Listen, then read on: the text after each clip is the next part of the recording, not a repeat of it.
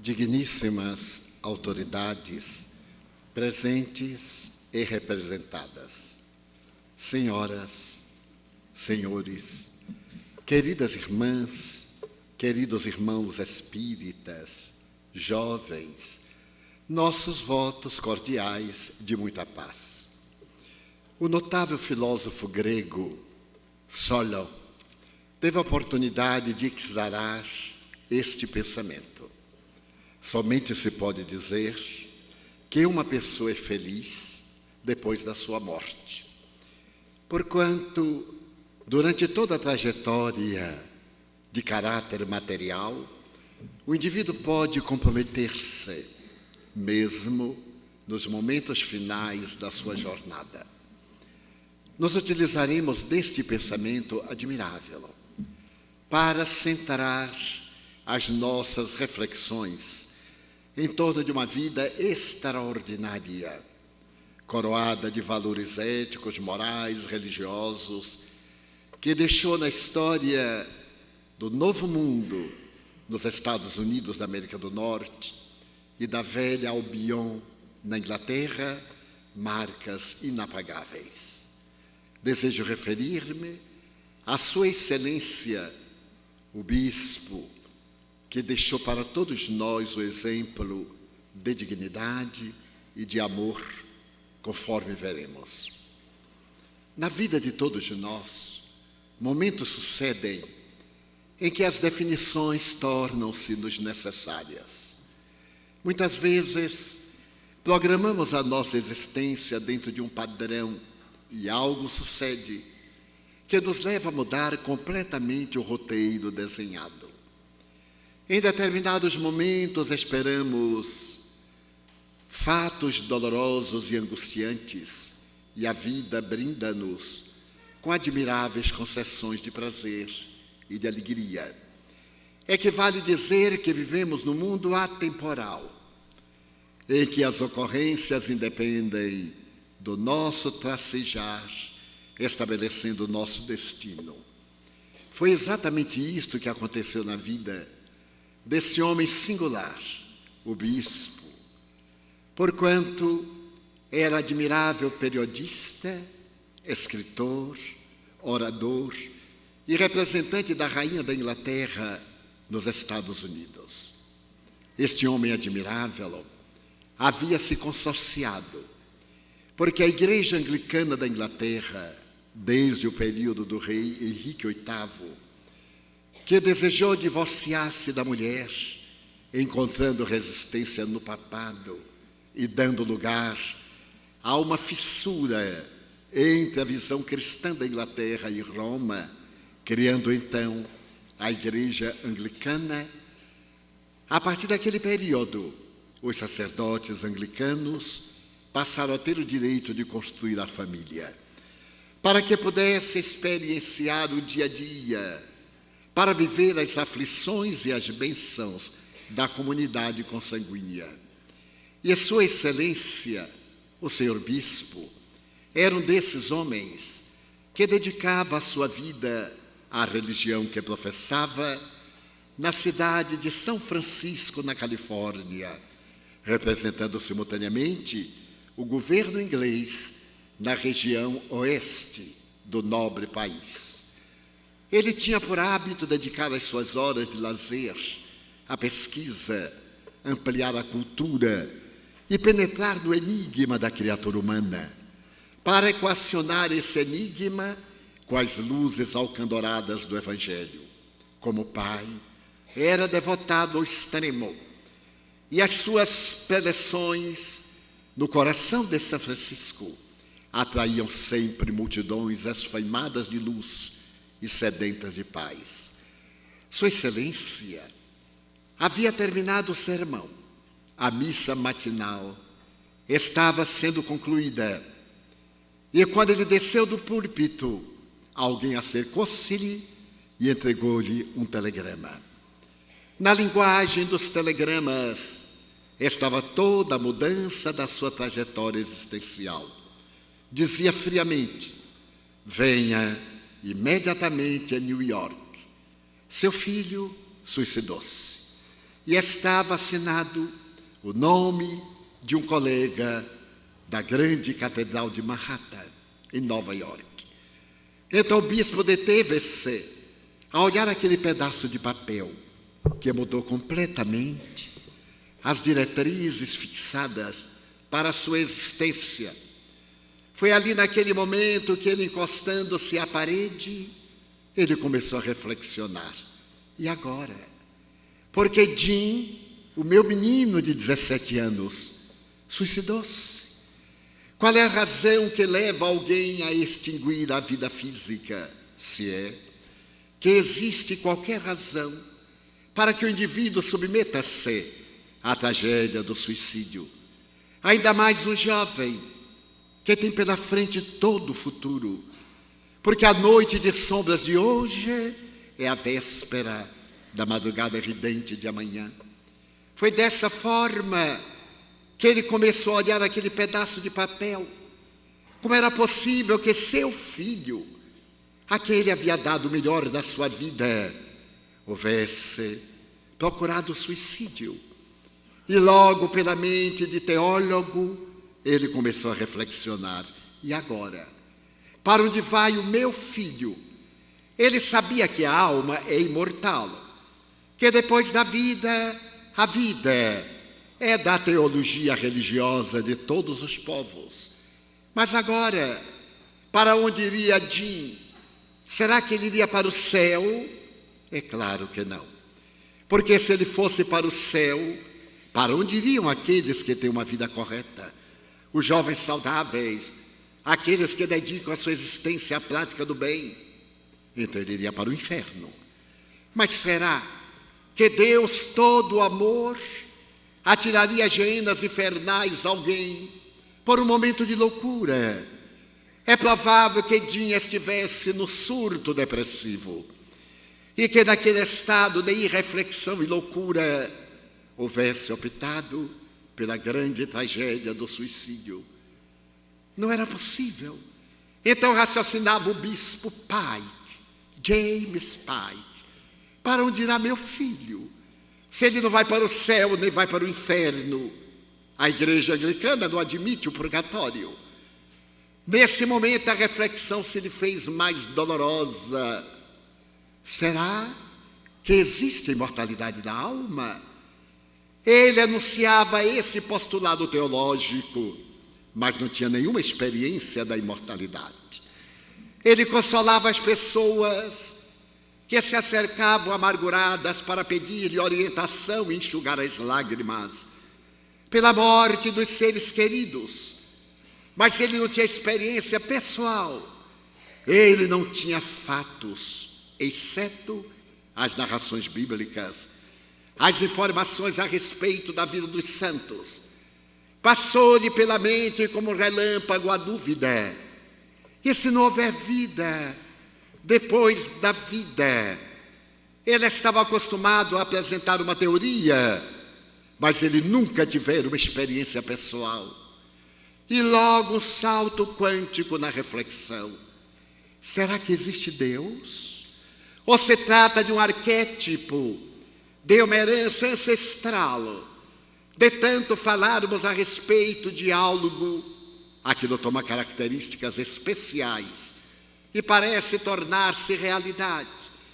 A alma de Sua Excelência o Bispo James Pike pareceu estraçalhada, não tanto pela morte do filho, mas também pela dúvida que se alojava agora na mente e despedaçava o coração. Foi desta forma que logo mais chegou ao lar, anunciou à esposa, e de imediato ambos partiram com destino a Nova York. Recebidos no aeroporto Kennedy, foram levados imediatamente à casa mortuária, onde o filho estava sendo velado. E naquela noite inesquecível, no silêncio do velório, ao crepitar da chama das velas, Sua Excelência, contemplando o filho de 17 anos, perguntava-se: por que, meu filho? Por que você matou-se? Qual a razão que você teria para suicidar-se? Eu que sou conselheiro de tantas vidas, que lhe oferecia a minha existência, e ele contemplava o cadáver hirto do filho, enquanto as lágrimas quentes corriam-lhe pela comporta dos olhos. Foi então que nesse retrospecto das lembranças, no caleidoscópio da memória, ele teve a mente voltada para 2 anos antes, quando, aos 15 anos, Jim foi participar de uma atividade ali próximo, numa das cidades do Pacífico. Ele foi com um grupo de amigos para um camping na sexta-feira à noite. E no domingo pela manhã, muito cedo, o telefone soou na sua casa e o chefe do camping disse-lhe: Excelência, venha imediatamente. Seu filho é usuário de drogas. Ele teve um choque. Jamais Jim usara qualquer tipo de drogas, mesmo tabaco, ou mesmo álcool, que ele soubesse. Pegou o automóvel e viajou 100 quilômetros até o local em que estava o filho. E lá chegado, encontrou o rapaz amolecido. Havia passado aquele surto da droga. Ele colocou o filho ao lado do carro e retornou a São Francisco. O coração palpitava com ansiedade. E nesta ansiedade, subitamente, ele olhou para o rapaz e disse-lhe numa interrogação: Por que, meu filho?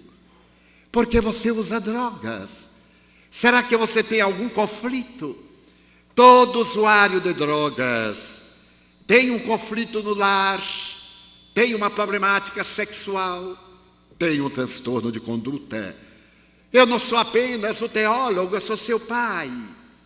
Eu tenho o dever de ajudá-lo, você há de contar-me no confessionário ou na intimidade de filho e pai. Qual é o problema, Jim? O rapaz sorriu. Papai, você acha que eu sou dependente de drogas? De maneira nenhuma, papai. Eu apenas usei um baseado. Lá no curso secundário, toda a turma usa. E agora no camping, os amigos desafiaram-me, se eu não sou homem. Para provar-lhes a minha integridade moral, eu aceitei o desafio. E meu organismo reagiu. Apenas isso, mas eu não sou usuário de drogas. Você não crê no seu filho? E o bispo, olhando, acreditou no filho. Porque nós, pais e educadores, temos o malveso de acreditar nas mentiras dos nossos filhos, embora nossos filhos não acreditem em nossas verdades. E aquele incidente desapareceu. Ele tirou da memória. O comportamento do filho aparentemente era bom. Era um excelente aluno. Até que mais ou menos 6 meses após, Jim foi procurá-lo na intimidade da catedral e disse-lhe: Papai, ajude-me. Eu sou usuário de drogas. Sua Excelência ergueu as sobrancelhas e o jovem confessou: O pior, papai, é que eu estou naquele momento decisivo, porque os traficantes não me dão paz. Estou quase sendo levado ao furto, ao roubo, à agressão, para pagar as dívidas de drogas. Drogas químicas, papai. Você não nota, porque eu ainda estou numa fase em que a droga não me está destruindo, mas já começa. Tire-me de São Francisco. Eu tenho necessidade de sair daqui. Ajude-me, papai. E Sua Excelência olhou o filho, com menos de 16 anos, suplicando-lhe socorro. Então ele deu-se conta. Ali estavam os sinais evidentes da drogadição, que qualquer pai pode notar dentro de casa. Aquele usuário de drogas tem ligeiro tremor nas mãos, sudorese abundante, fria. Apresenta muitas vezes dificuldade na palavra, porque a droga dificulta a glote. A ausência de óculos escuros à noite, por causa dos capilares nos olhos, que é um sinal evidente da cocaína. Mas também por outros sinais: a gíria, a dificuldade de pronunciar as palavras, não é elegância, não é moda, é droga. E os pais vigilantes notarão a mudança de hábitos, a sonolência pela manhã, o letargo, a irritabilidade, a mudança de humor, são características da ausência de drogas. E é necessário que todos nós estejamos vigilantes. Sempre achamos que aquele que vai usar a droga é o filho do vizinho. Mas como o filho do vizinho pensa a mesma coisa, o vizinho, o usuário de drogas, será nosso filho. E é bem melhor, nos primeiros momentos, darmos a proteção, melhor seria evitar do que aguardarmos os momentos graves. Qual aconteceu com o jovem Tim? O pai, então, zeloso e devotado, tomou providências. Escreveu à igreja em Londres, pediu uma licença enorme e viajou à capital da Inglaterra, levando a esposa e o filho. Internou o filho numa clínica para desintoxicação.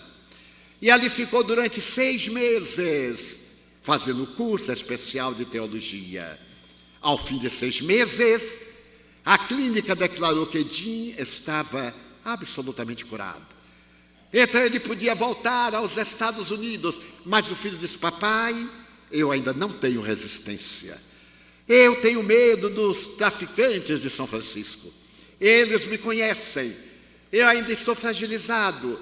Eu quero ficar mais uma temporada na Inglaterra e depois eu gostaria de viajar a New York. De ir residir no bairro dos artistas. Eu desejo estudar jornalismo, comunicação.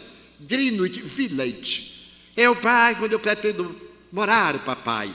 Dê-me essa chance. E o pai concedeu-a.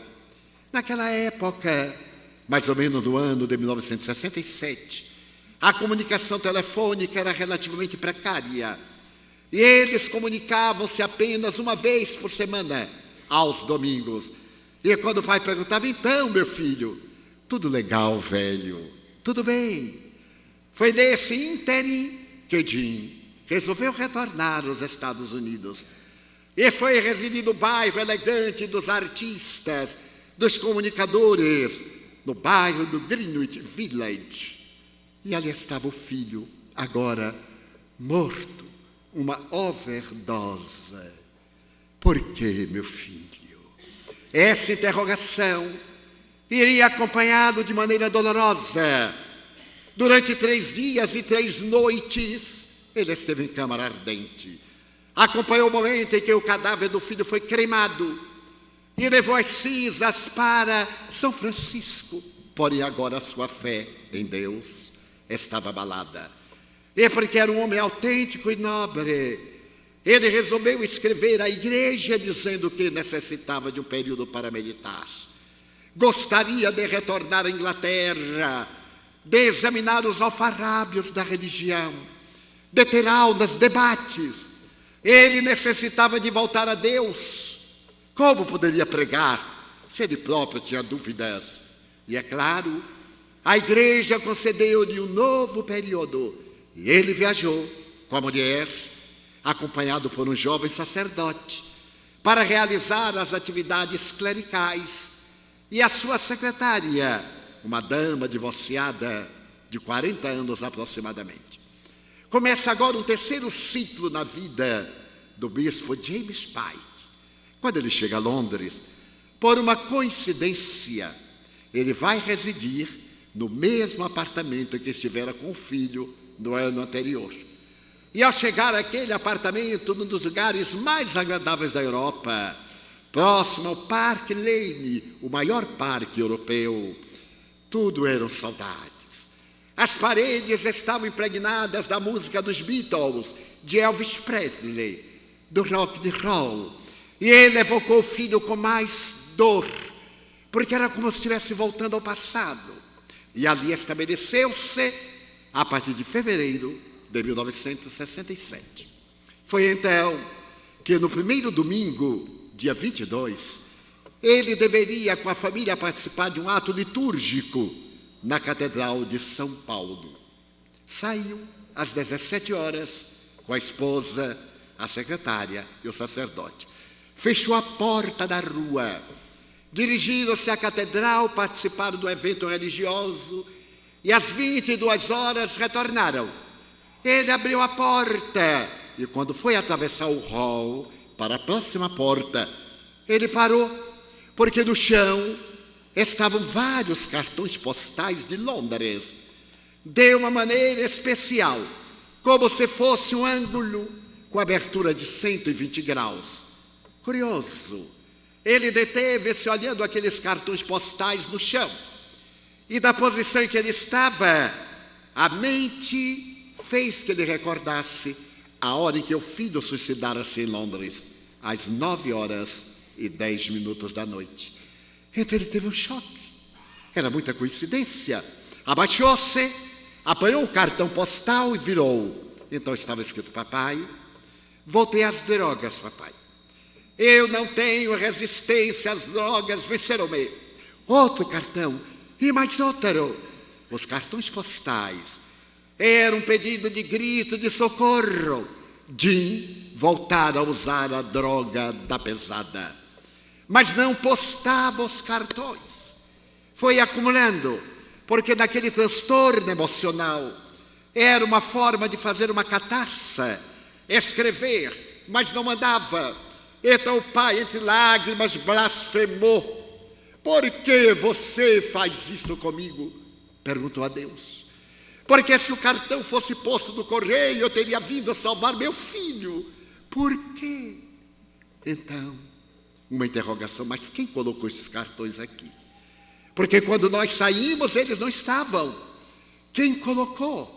Deve ter sido a responsável pela limpeza do apartamento. Telefonou-lhe, apesar da hora avançada, e ela disse: excelência, não fui eu. Digo-lhe mais, eu jamais encontrei esses cartões. Depois que sua excelência e seu filho voltaram ao novo mundo, já hospedamos aí vários sacerdotes. E eu sempre examino todos os escaninhos. Eu ignoro completamente quem teria colocado aqueles cartões naquele lugar. A senhora Berger e a sua secretária usava franjinhas. E no dia seguinte, na segunda-feira, quando eles despertaram, a senhora Berger apresentava um rosto singular. Ele olhou e percebeu algo inusitado. Uma terça parte das franjinhas estava cortada a fogo. E ele perguntou: senhora, o que lhe aconteceu? Ela correu ao espelho e ficou atormentada, mas não sei, padre, algum pesadelo. No dia seguinte, na terça-feira, a segunda terça parte fora cortada a fogo.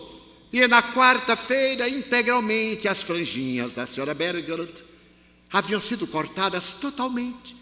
Ela então exclamou: bispo, algo estranho se encontra neste apartamento. Foi então que aconteceu o pior. Na sexta-feira, quando despertaram, a senhora Berger lhe apresentava no corpo eczemas e hematomas, como se houvesse tomado uma surra, sem sentir dor. Então ela gritou: deve ser coisa de Satanás. Porque as criaturas humanas temos um mau hábito. Tudo aquilo que nos acontece fora do trivial é do demônio, nunca é de Deus. Porque nós temos mais afinidade com o primeiro, é claro. Então, só podia ser Satanás. E ele ficou estarrecido: os cartões postais, as franjinhas da senhora Berger, e agora os hematomas, as equimosas. Lembrou-se que tinha um amigo que era parapsicólogo. Era o auge da parapsicologia. Telefonou a medo ao amigo, constrangido, e narrou-lhe todos esses incidentes. Não sei o que fazer. E o amigo disse: mas eu sei. É algum espírito que deseja falar-lhe. Mas como espírito? Sua excelência sabe que a morte não interrompe a vida. Alguém está desejando comunicar-se e está chamando-lhe atenção. Sim, e o que é que eu terei que fazer? Consultar um médium. Mas eu, bispo da igreja anglicana da Inglaterra, consultar um médium? Excelência, os espíritos não se importam com títulos, com decorações, tudo isso é vazio. As verdadeiras condecorações são as cicatrizes da alma que o mundo não vê. É exatamente esse privilégio de servir e desaparecer no anonimato que ele fale diante dos olhos do Senhor. Então é necessário procurar um médium. Mas como procurar um médium? Então, os fenômenos vão prosseguir. Mas que fazer? Por coincidência, disse-lhe o amigo, a melhor médium de língua inglesa está em Londres neste momento. A senhora Anna Twigg é uma mulher extraordinária, portadora de uma clarividência e de outras peregrinas faculdades. Ela tem uma agenda muito volumosa, viaja muito e tem uma clientela expressiva em Londres. Procure-a. Certamente ela vai marcar uma data distante. Diga-lhe que é meu amigo e eu tenho certeza que ela lhe abrirá uma exceção. Dialogar um pouco, mas o bispo disse, como é que eu, um bispo da igreja anglicana, vou procurar um médium? Que é médium? E começou o conflito, mas porque ele mesmo no dia imediato tivesse uma crise e dissesse coisas obscenas, perturbadoras, ao voltar à consciência, quando a esposa e os amigos narraram o que aconteceu, ele disse, extrapolou. Telefonou a senhora Anna Twigg e, por gentileza, ela marcou uma entrevista para o próximo sábado, às 18 horas, dali entre meia hora e 40 minutos. Era tudo o que podia fazer. Foi assim que Sua Excelência passou a semana com uma grande ansiedade e os fenômenos não ocorreram. No sábado, estava ele pontualmente na casa, ou à frente da casa, da senhora Anna Twigg. Mas ele se perguntava como é um médium, porque a opinião que se tem a respeito de médiums é uma opinião extravagante. Eu fui funcionário público e desde muito jovem eu sou espírita, permita-me um parênteses, e os meus colegas criticavam-me porque eu era médium, colocavam-me apodo e eu fazia de conta que não percebia, porque toda vez que eles tinham problema dobravam-se na minha carteira e faziam consulta e respeitavam-me, mas aparentemente eles não se envolviam com essas coisas. E é claro que criamos esse ambiente de tolerar, tolerando-nos. E certo dia eu estava trabalhando, porque naquela época o funcionário público trabalhava. Hoje, alguns ainda trabalham. E eu estava trabalhando quando chegou um senhor muito formal, acercou-se de minha carteira e as máquinas datilográficas, eu sou do tempo das máquinas datilográficas, pararam. E quando as máquinas paravam e as bocas calavam, algo ia acontecer. E eu percebi que meus colegas me prepararam uma armadilha. Levantei a cabeça, estava aquele senhor, olhou-me detidamente e perguntou-me, o senhor se chama Divaldo? Eu disse, pois não. Divaldo Franco? Sim, senhor. Ele deu um passo para trás e perguntou de uma maneira ainda mais formal, mas é mesmo Divaldo Pereira Franco? Eu disse, olha, eu sempre fui chamado assim, agora você está com tanta dúvida que eu também estou em dúvida. Mas é o nome que tem nos meus documentos. Senhor Divaldo, não se moleste. Eu sou o doutor fulano de tal, emérito psiquiatra da Universidade Federal da Bahia, doutor honoris causa pela Universidade de Coimbra. E o homem foi dizendo tantos títulos, ficando pequenininho, como desenho animado. E eu digo, pois é, eu só sou formado em datilografia, imagine. Não podia competir com ele. Por fim, quando ele terminou, senhor Divaldo, eu vim aqui fazer-lhe uma pergunta. Pois não, doutor. Os colegas olhando e eu antegozando o que eles desejavam, expor meu ridículo. E o médico perguntou-me, eu soube que o senhor Eu digo, doutor, é bom o senhor dizer o que é que eu sou, porque muitas vezes dizem o que não somos, quanto mais o que somos. Não, disseram que o senhor é espírita. Eu digo, pode falar alto. Eu sou espírita. Todo mundo sabe. A Constituição de 1946, isso foi nos anos 60, permite-me, na sua segunda parte, o direito de professar a religião que me aprover, desde que a minha conduta não perturbe a conduta de ninguém. E a minha conduta, como os colegas podem informar, não perturba a ninguém. Sou espírita. Mas, Sr. Edivaldo, o senhor até que me parece uma pessoa inteligente. Ele disse, mas é claro que sou, porque eu elegi o que há de melhor, porque eu tinha interrogações e não encontrei respostas onde as procurei. E o Espiritismo deu-mas, pela sua lógica, pela razão, pela experiência de laboratório dos fatos. Então, eu sou espírita, embora as minhas imperfeições, mas eu sou espírita. Mas, Sr. Edivaldo, me disseram uma coisa mais intrigante. Disseram que o senhor é médium. O senhor é médium, Sr. Edivaldo? Sou, sim, senhor, mas não parece. Aí eu fiquei surpreso. E perguntei mais, por que eu não pareço? Porque todo médium é tantã, não sabe? Eu conheci a história de Monsieur Le Borgne, o célebre Monsieur Letain, de Paris. Mas eu não disse nada. Preferi a ingenuidade, a ignorância. Pois é, mas eu sou médium. Agora, como eu não sei o que é isso, essa rodinha, e já que o doutor veio me fazer um inquérito que não é administrativo, e eu lhe respondi jovialmente, o senhor me permite que eu lhe faça uma pergunta? Pois não, Sr. Edivaldo, os colegas rindo. O doutor é médium? Não. Por quê? Porque parece bastante. Agora o senhor me deixe trabalhar. Porque o governo me paga para trabalhar e não para fazer autobiografia. E continuei trabalhando, o silêncio voltou à sala. Era a ideia que se tinha da mediunidade. A ciência do século XIX dizia que se tratava de uma histeropatia, de transtornos mentais, de transtornos epilépticos, de desequilíbrios desta e daquela natureza. Iremos ver que eles não tinham razão. Então, quando o bispo chegou à porta, mas como será uma médium? Será daqueles que tremelicam e que dizem, olha como eu estou todo arrepiado, olha, porque isso não é mediunidade, isso é distúrbio nervoso. A mediunidade é uma faculdade da alma, que o corpo reveste de células, portanto é uma faculdade orgânica, como muito bem definiu Allan Kardec, o codificador do Espiritismo. É um sexto sentido, como afirmou o Prêmio Nobel de Fisiologia, o professor Dr. Charles Richer, o autor da Metapsíquica Humana. É uma faculdade orgânica, como a inteligência, a memória. Ela é constituída de equipamentos especiais do sistema glandular, especialmente das glândulas endócrinas e especificamente da pineal, mas também do sistema nervoso central e simpático. Da mesma forma que a memória, que a inteligência, tem as células superpiramidais, as aptidões artísticas têm a sua área cerebral, a mediunidade também é específica. Mas ele, de tanto ouvir falar mal da mediunidade, estava interrogando como será médium? Será uma pessoa esquisita? Nesse justo momento ele tocou a campainha. E eu abri a porta, uma senhora simpática, de 60 anos, porque os médiuns somos muito simpáticos.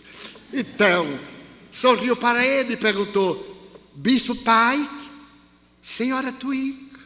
Mas ela era normal, isto é, paranormal. Era portadora de um sentido a mais. Entraram, sentaram-se, ele ficou olhando de esguelha.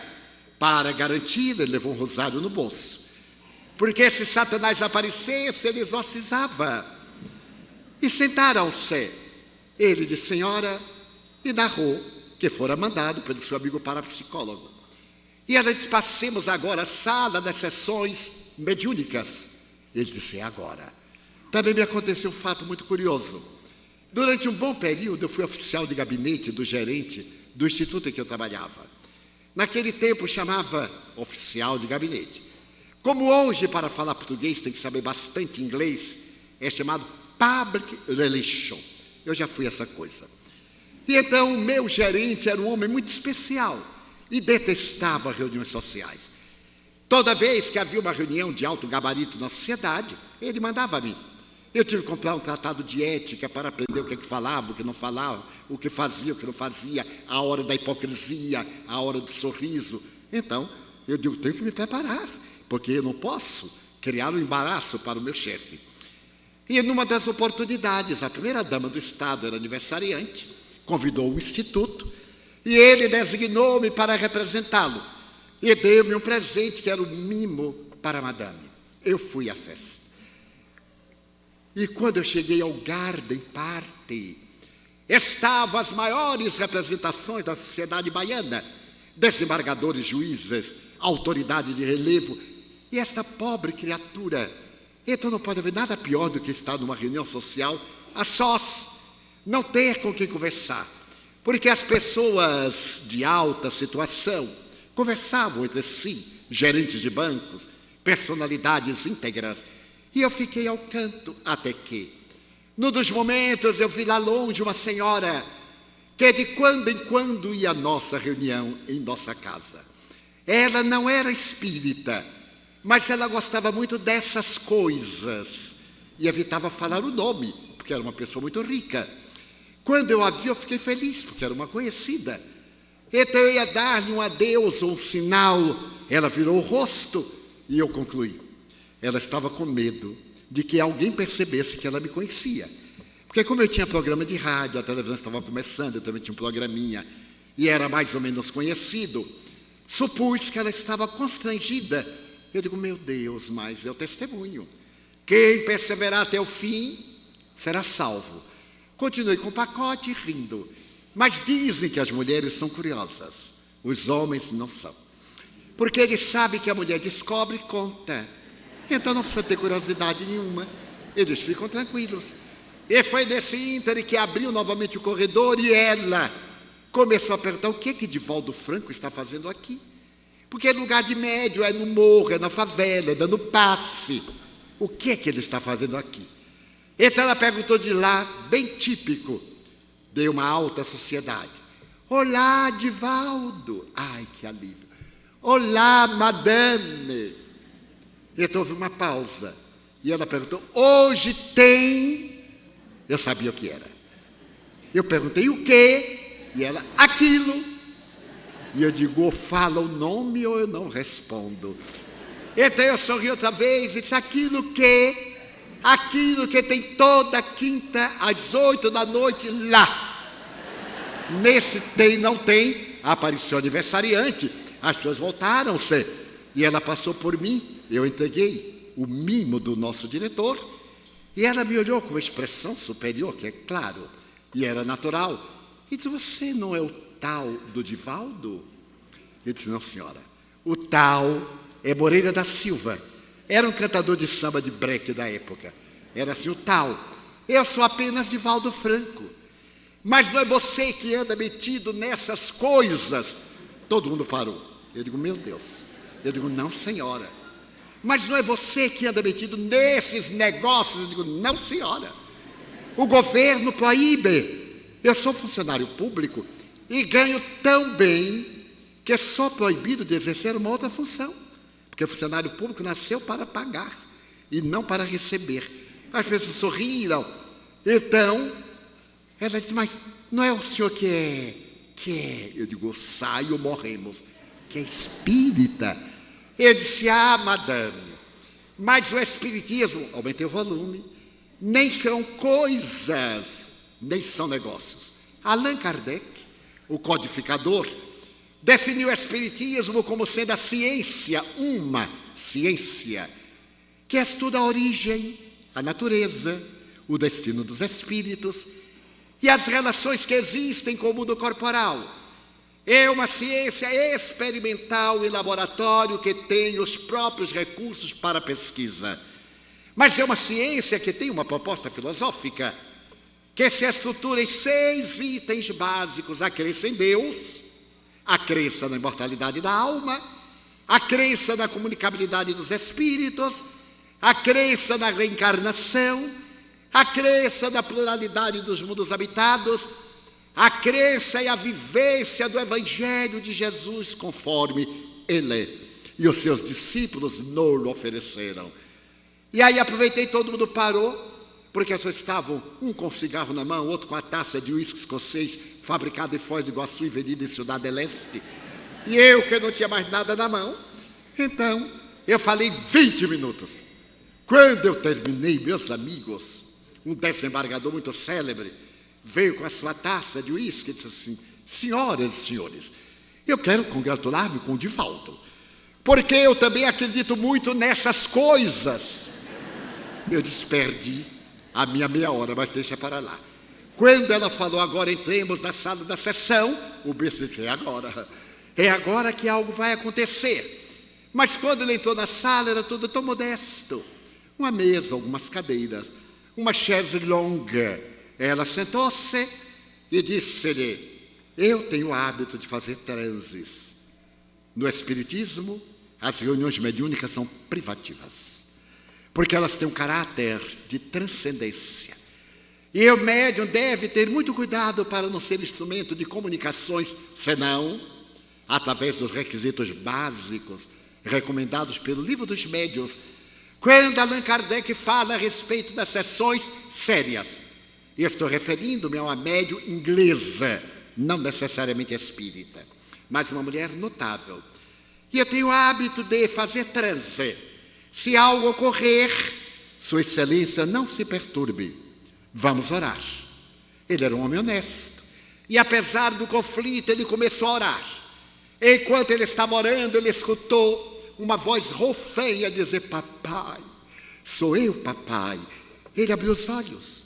E o rosto da médium estava transfigurado.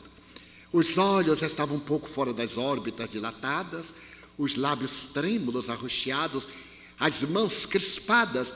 Papai, sou eu, Jim. Ele não havia dito nada. Sou eu, papai. Eu venho dizer-lhe que eu não me suicidei. Eu estava em um momento difícil. Eu desejei dormir, mas não consegui, então eu tomei um sonífero. A pílula não fez efeito, eu tomei outra Drágia. E caí no automatismo, tomei outra. Eu não me matei.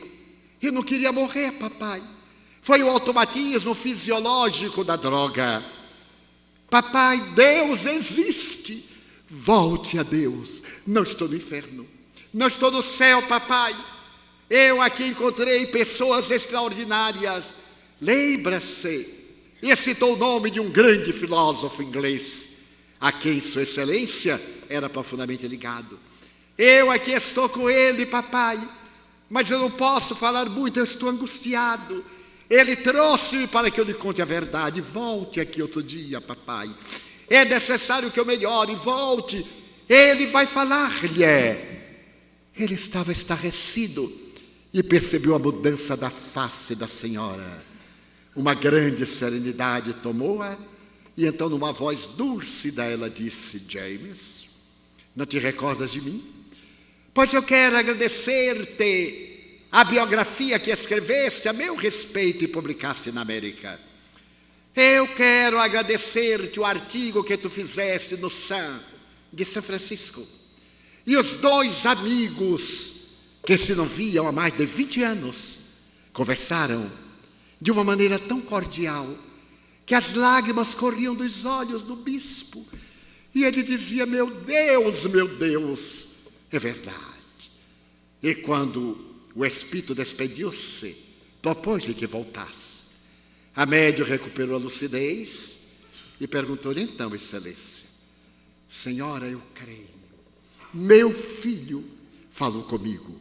Qual é o pai que não conhece o filho? Meu amigo falou comigo detalhes. Ele referiu-se a um primo meu de nome Fred, com quem brincava de amarelinha da Escócia. Senhora, receba-me outra vez. Deixe-me trazer minha mulher. E foi assim que Sua Excelência, o Bispo Pai, voltou 10 vezes à residência da senhora Anna Twigg e volveu aos Estados Unidos. No seu primeiro sermão na Catedral de São Francisco, ele falou da saga da sua vida, da imortalidade, de que o Filho estava vivo, de que as leis divinas são extraordinárias. Ele confessou de público seu drama e que agora iria estudar a codificação de Allan Kardec. Foi então que um colega despeitado escreveu um artigo contra ele e publicou dizendo que ele tinha ficado alucinado. A morte do filho causara-lhe um impacto tão grande que ele delirava. Sua Excelência resolveu escrever um retrato autobiográfico e publicou um livro que se intitula The Other Side, o outro lado. E do púlpito da sua catedral ele lançou um livro narrando outras experiências. Um dos maiores médios de língua inglesa dos Estados Unidos estava num programa em Ottawa, no Canadá, e realizava clarividência à distância. E Sua Excelência estava ao seu lado quando ele recebeu Jim diante das câmeras de televisão. Esse médium havia recebido Houdini, o célebre mágico húngaro, que havia deixado no banco de Hollywood o código que ele usava com a mulher para os espetáculos de prestidigitação. E ele havia lhe dito: se a vida continuar, eu voltarei para desvelar este segredo que existe entre mim e ti. Então eu voltarei.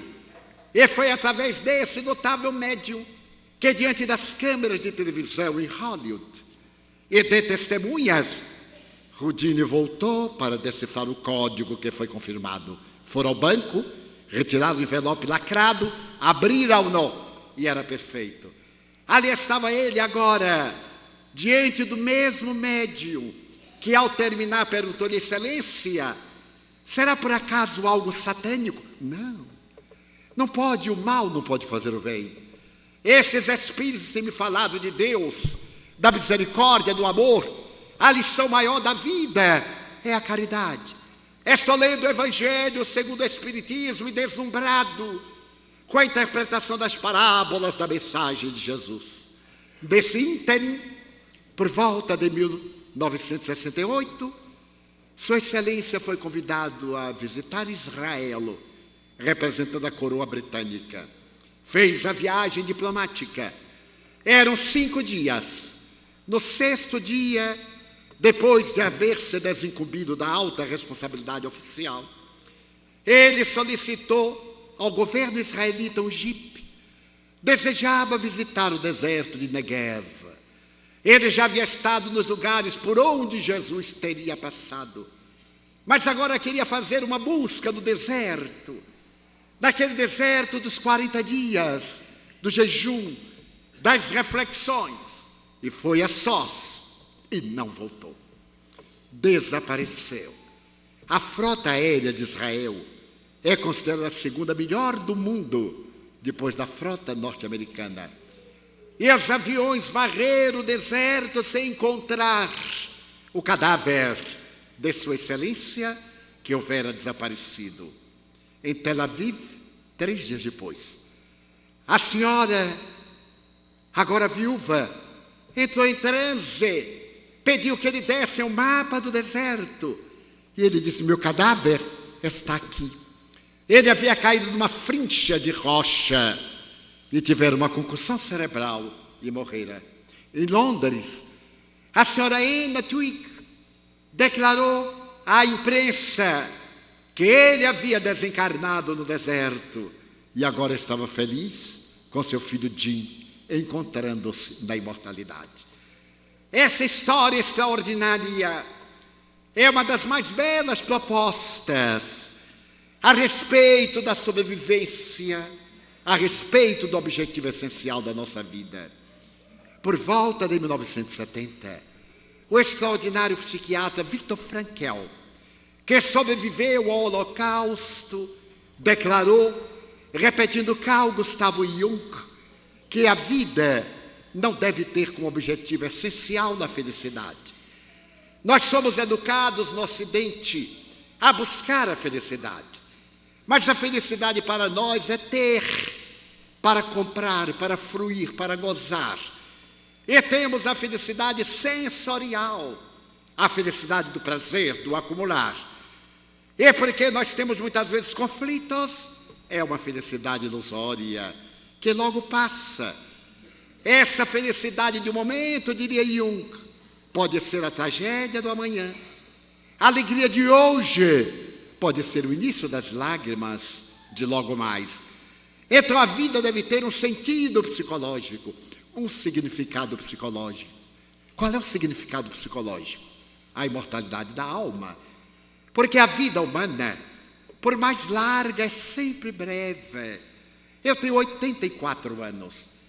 E para mim parece que foi ontem que comecei a trajetória. tão rápido passou. O sentido da vida é a certeza de que nós viveremos depois da sepultura. E o Espiritismo é a única ciência que comprova no laboratório da mediunidade a sobrevivência. Toda religião diz que é o espírito imortal, mas só o Espiritismo demonstra-o através da fenomenologia mediúnica. Toda religião diz que Deus é bom, mas só a reencarnação prova que a misericórdia divina é feita de amor, que existe no universo uma lei de causa e de efeito, que nós somos construtores da própria vida. Felicidade desdita são aquisições do nosso desempenho durante a vilegiatura material. A vida é única. No corpo ou fora do corpo estamos na vida. As existências corporais são muitas. Entramos no corpo pela fecundação, saímos do corpo pela desencarnação e continuamos na vida. Esta existência é o resultado natural da anterior, à semelhança de um aluno que de classe em classe vai adquirindo conhecimento baseado na estrutura da organização da escola primária, até chegar aos grandes padrões do pós-graduação, doutorado, mestrado e etc. Então a existência humana pode nos dar alegria, como nos dá desconcertos, cabendo-nos o dever de estabelecer uma ética. E o Espiritismo nos diz que esta ética está no Evangelho de Jesus, o mais notável compêndio de ética moral da humanidade. Allan Kardec, aquele homem que codificou a doutrina, depois de ouvir os espíritos memoráveis, assevera que o Evangelho de Jesus é o melhor tratado de ética que a humanidade conhece. E fazendo uma análise, essa ética está sintetizada no amor. Ele nos deu um mandamento apenas, que nos amássemos uns aos outros, estabelecendo que é necessário amarmos ao próximo como a nós mesmos e a Deus, acima de todas as coisas. É comovedora essa proposta de Jesus, porque na atualidade o amor já não é mais um processo de natureza teológica, é uma proposta psicoterapêutica. Psicoterapeutas, como a doutora Elizabeth, a discípula notável de Viktor Frankl, e uma centena deles na América e na Europa, fazem do Evangelho o melhor tratado de psicoterapia, das parábolas, o melhor produto de modificação da estrutura moral do indivíduo, demonstrando que quando se ama, quando se é grato, se goza de saúde, chegando ao ponto de dizer: quem ama não adoece, quem ama tem doença. O doente é aquele que está sempre com problema, mas o indivíduo saudável tem doenças, elas são transitórias. Interiormente ele é saudável e a doença passa e ele permanece. Então a proposta do amor de Jesus é um convite à nossa reflexão. Desculpe. E é tão extraordinária a proposta que, em termos psicoterapêuticos, poderemos inverter. Primeiro, amar-se a si mesmo, auto-amar-se. Cuidado para não cair no egoísmo. O auto-amor é exatamente o zelo pela transformação moral para melhor, cada dia melhor, hoje mais do que ontem, amanhã mais do que hoje, lutando sempre contra as más inclinações. Isto é auto-amor. É cuidar do corpo, da emoção, da mente, trabalhar pelo seu aprimoramento espiritual, é o auto-amor. Zelar, não fazer em privado o que não tem coragem de fazer em público. Ser esse indivíduo que realiza o auto-encontro, que faz o eixo ego-self novamente fundir-se na realidade do ser transcendental. E esse é auto-amor, zelar pelo caráter, ter a palavra digna, ser próspero, contribuir para o progresso da humanidade, ter consciência de si, é o autodescobrimento. Depois desse alto amor, começa a amar o seu próximo, porque descobre quanto é difícil lutar contra as imperfeições. E claro, ele vai ser tolerante para com o seu próximo, porque vai perceber que o próximo tem os seus mesmos problemas. Irá amar através da tolerância, da compaixão, da misericórdia, e só então amará a Deus. Jesus disse amar a Deus acima de todas as coisas e ao próximo como a si mesmo. Quem não se ama, a ninguém ama. Deslumbra-se, apaixona-se, a libido provoca emoções, sensações, mas o verdadeiro amor é exatamente esse trabalho de autopurificação. Então o Evangelho de Jesus está no Espiritismo, na proposta com que Allan Kardec estabeleceu a diretriz de segurança. Fora da caridade não há salvação. Não é salvação post-mortem. Se não acharmos o caminho da caridade, não teremos solução para os nossos problemas. Mas qual é a caridade? É o ato de dar, sem dúvida, mas é também o ato de compreender, de perdoar, de amar, de iluminar. É o ato de educar. Como diz a tradição chinesa, não somente dar o peixe ao esfaimado, ensiná-lo a pescar para que se torne independente.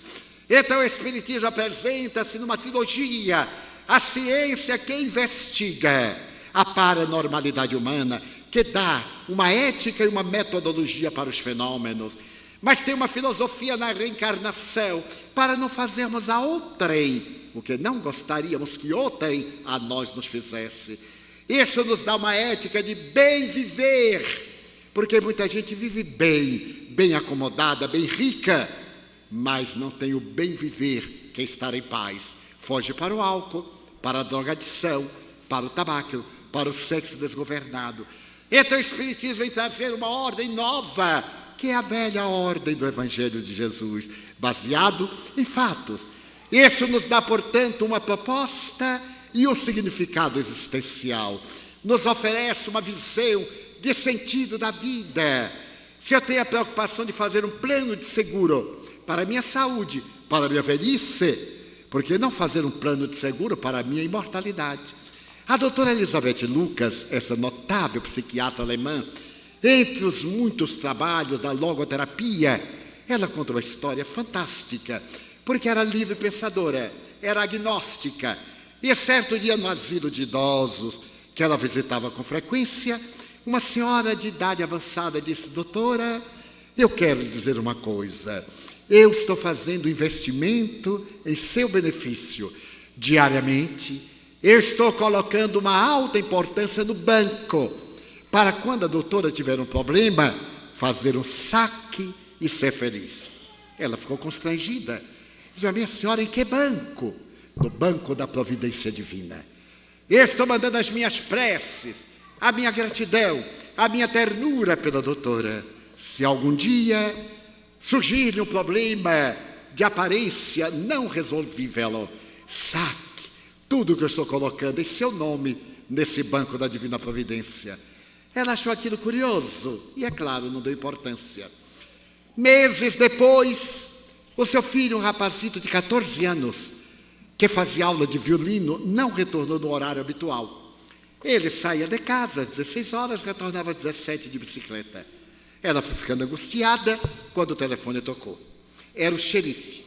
Ele dizia: doutora, eu vou buscá-la, porque seu filho foi vítima de um acidente de bicicleta com automóvel e está na unidade de terapia intensiva, no estado desesperador. Eu passarei aí para pegar a senhora. Ela ficou estarrecida. Nunca o tempo foi tão lento enquanto o policial não chegava. Nesse ínter, ele lembrou-se da senhora e disse: meu Deus, eu tenho no banco da providência divina, que eu não sabia que existia, o depósito que aquela senhora fez. Se é verdade que existe esse amor universal de Deus, eu quero sacar tudo que tenho aí em benefício do meu filho. Deus dos pobres e dos miseráveis, Deus dos poderosos e dos ricos, Senhor gerente do Banco da Providência, ceda-me o depósito. Eu quero sacar em favor do meu filho. O elevador se abre, ela está na porta, o homem vem sorrindo, o policial: doutora, eu não sei o que lhe dizer. Entre o momento do telefonema e agora, telefonaram do hospital, que o seu menino recuperou a lucidez. Vamos retirá-lo, está muito bem. Teve leves escoriações. Ela então segurou a mão do delegado e disse: muito obrigado. Ao banco da Divina Providência. O delegado não entendeu. E então ela escreverá: nós deveremos fazer depósitos no banco da Divina Providência. Como psiquiatra, a maior logoterapeuta do século XX e do século XXI, depois do autor Viktor Frankl. O sentido da nossa vida é construir o bem, é a prática do bem, da misericórdia. Estamos num momento grave do nosso planeta, o momento de transição. Allan Kardec estabeleceu que os mundos também evoluem.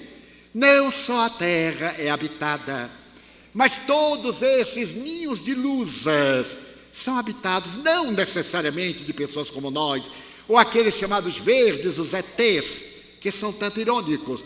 Mas a vida é um patrimônio do universo. E se depois do Big Bang a Terra trouxe a essência da vida do ponto de vista materialista, é claro que vindo do mesmo lugar encontraremos essa essência em todo o cosmo. Então Allan Kardec diz que também os mundos evolvem. A Terra é um planeta inferior, de provas e de expiações, apesar da beleza, o nascer do dia, o pôr do sol, a paisagem de um córrego, a natureza desses campos gerais, a beleza de toda a natureza em qualquer aspecto, o grande vergel, as flores, a vida, o sorriso de uma criança, a reflexão de um idoso, o momento da morte de alguém que retorna à pátria, são paisagens, mas ainda é um plano inferior, que vai passar a mundo muito melhor, de regeneração. E estamos neste momento na transição planetária, seja do ponto de vista geológico, sísmico. Jamais houve tantos fenômenos da natureza terrestre como agora, a partir do grande sismo do Oceano Índico, do dia 26 de dezembro de 2004, quando 12 países praticamente foram arrasados. A Tailândia, a China, a Índia, as ilhas Fifi, Sumatra, por aquele tremendo fenômeno das placas tectônicas que se chocam e levantam uma onda de 40 metros que avança com a velocidade de 800 quilômetros por hora na direção das praias e mata 230 mil pessoas em menos de 10 minutos. E de lá, o mesmo fenômeno no Chile, no Haiti, no Japão, o vulcão da Islândia, o vulcão do Chile, outros terremotos, outros sismos. Estamos vivendo este momento em que a Terra também está mudando. As placas tectônicas estão ajustando sobre o magma, mudando a feição para que seja um mundo melhor. Este momento do aquecimento gradual do nosso planeta, da terrível poluição. Quanto temos ouvido falar de poluição, mas esquecemos de que a pior poluição é a mental, que é a geradora das demais poluições. Mas também vamos ver a grande transição na política, nas moedas, o devastamento do dólar desde há 2 anos na América, agora do euro na Europa, a tragédia da Grécia, da Espanha, Portugal, Itália e outros países, as dificuldades sociológicas, a debacle moral, a promiscuidade, a insensatez, a drogadição exagerada, a violência urbana, a violência doméstica, a violência contra a mulher, contra a criança, contra o idoso, contra o doente. O que é que nós fizemos de 6.500 anos de cultura, de ética, de civilização? Criamos uma tecnologia de ponta, criamos uma cultura avançada, e do ponto de vista moral, ainda matamos por um par de tênis na rua, por uma dose, assassinamos. O Brasil, por exemplo, é um país que está politicamente em paz, Mas em cada fim de semana são assassinadas mais pessoas do que no mês na Colômbia, que está em guerra há 40 anos com as Farc e com os paramilitares. O que está acontecendo no mundo? Não é problema do Brasil, é o problema do ser humano, como diz Fritjof Capra. Não é uma transição de uma sociedade, uma transição planetária. Assevera esse notável físico quântico no seu livro O Tao da Física. Allan Kardec vai dizer que vamos entrar numa era nova. Estão reencarnando os seres bons, enquanto os maus irão para o exílio, conforme a Bíblia de Lúcifer, enviado para as regiões mitológicas do inferno. E a terra progredirá. Esses que partirem para o exílio, depois de algum tempo se regenerarão, levarão a tecnologia, mas como não tem ética moral, aprenderão no sofrimento, na dor, na saudade, e voltarão à terra regenerada, porque Deus é amor e não condena ninguém sine die. Então estamos vendo uma hora muito típica de problemas. Quem de nós aqui sem problema? Qual? É claro que cada um tem um problema dentro da sua dimensão, mas é um momento de autorreflexão. O que fazer? Amar. Amar mais a quem já se ama. Compreender aquele que não merece amor. Ter compaixão e misericórdia daquele que nos agride. Contribuir. Plantar uma árvore. E ao plantá-la que seja frutífera. Dar um aperto de mão. Oferecer algo de bom, demonstrar que a vida é bela. Eis a coroação da nossa existência, o sentido psicológico da imortalidade. Esse é o convite desta ciência notável, que é o Espiritismo. É a proposta do bispo James Pike, no seu livro O Outro Lado. Então chegamos ao momento em que todos podemos mudar-nos para melhor.